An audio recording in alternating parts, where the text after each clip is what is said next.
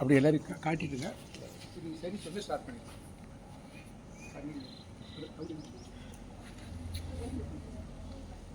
எல்லாரையும் காட்ட விட்டு சொல்லி ஸ்டார்ட் பண்ணி.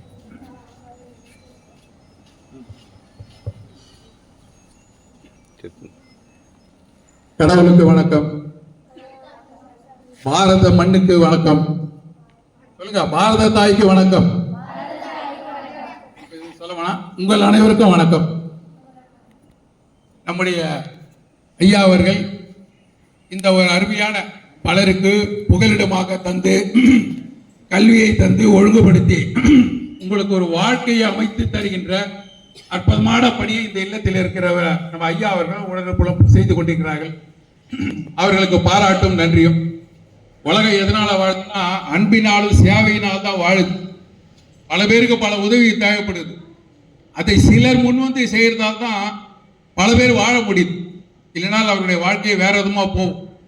உங்களை மாதிரி இருக்கவங்கள நல்வழிப்படுத்தி சிறந்த வாழ்க்கையை அமைச்சு கொடுக்குற ஐயாவுடைய இல்லத்துக்கும் கூட இருக்க நிர்வாகிகளுக்கும், அது இல்லாமல் இந்த இல்லத்துக்கு உதவி செய்கிறவர்களுக்கும் யாரும் தெரியாது, அவங்களுக்கும் இந்த நேரத்தில் நான் மனமார்ந்த நன்றியை தெரிவித்துக் கொள்கிறேன். அடுத்தது, உலகத்திலே உலகம் உள்ள இந்தியர்கள் இன்றைய தினத்தை ஒரு பெரிய திருவிழாவாக இந்த குடியரசு தினத்தை கொண்டாடுகிறார்கள்.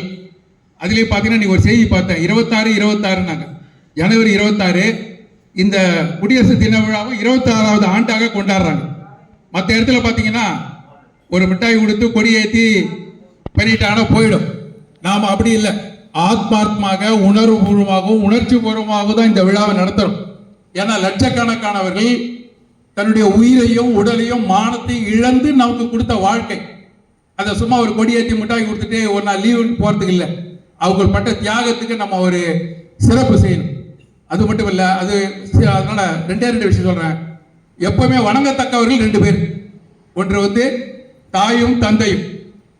போற்றப்பட வேண்டியது மொழியும் நாடும். பாராட்டப்பட வேண்டியது ஒன்று இஸ்ரோ, இன்னொன்று டிஆர்டிஓ. டிஆர்டிஓ தான் நம்ம ராணுவத்துக்கு தேவையான ஆயுதங்களை இன்னைக்கு முன்னணியில் கொடுக்குறோம்.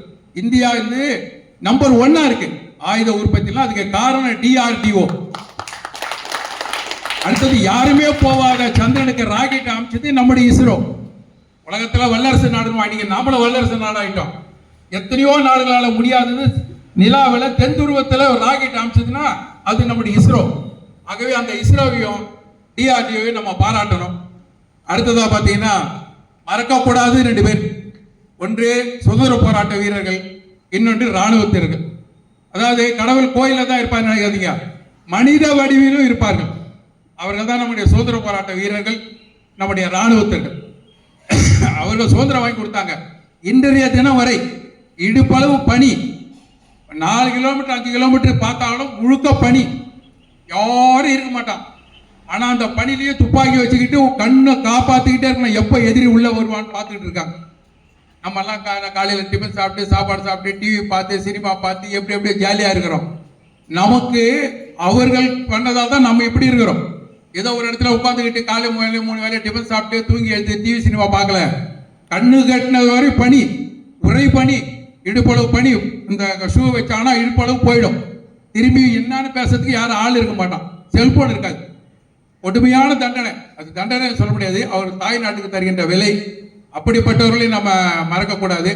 அதே டைம்ல நம்ம உலகத்திலேயே அதிகமாக 40 ஆண்டு காலம் சுதந்திரத்துக்காக சிறை தண்டனை பெற்ற ஒரே ஒருத்தர் யாரான நம்ம வஉசி. கைத்தட்டுங்க.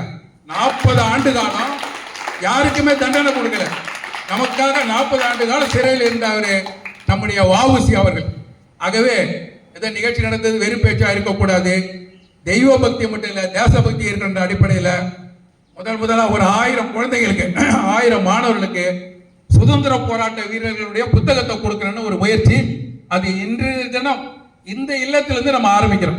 ஏன்னா ஐயா அன்போட கூப்பிடாரு, நம்மளும் கலந்துக்கிறோம். அதனால உங்கள் வாழ்க்கை உங்க கையில். ஐயா சொன்னதை நினைப்பு வச்சுங்க, பேசுறது விளையாட்டு, அதனால ஒன்றும் ஆயிடக்கூடாது. உங்க வாழ்க்கை உங்க கையில்.